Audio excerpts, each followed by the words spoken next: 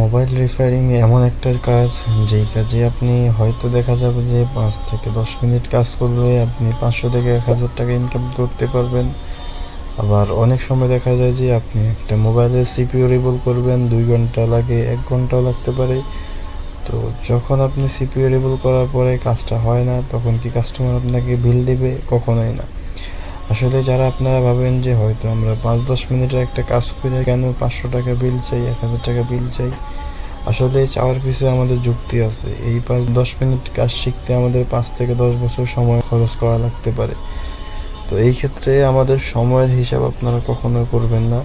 আপনার প্রপারলি কাজটা ঠিকঠাক মতো হয় কিনা সবসময় ওই দিকে খেয়াল রাখবেন। সময় দেখা যায় যে অনেক টেকনিশিয়ান আছে যে দেখা যায় যে 5 মিনিটের কাজ আধা ঘন্টা ধরে কাস্টমারকে ঘুরে করে। এতে কাস্টমারও খুশি, দোকানদারও ঠিকঠাক মতো বিল নিতে পারে। আর আমরা যারা মোবাইল রিপেয়ারিং করি, আমরা আমাদের যতটুকু সময় লাগে মোবাইল একটা রিপেয়ারিং করতে চেষ্টা করি কাস্টমারকে অল্প সময়ের মধ্যে কাজটা ঠিকঠাক মতো সুন্দর মতো করার জন্য।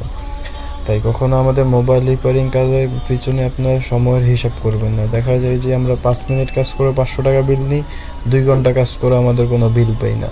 মোবাইল রিপেয়ারিং কাজ এমনই।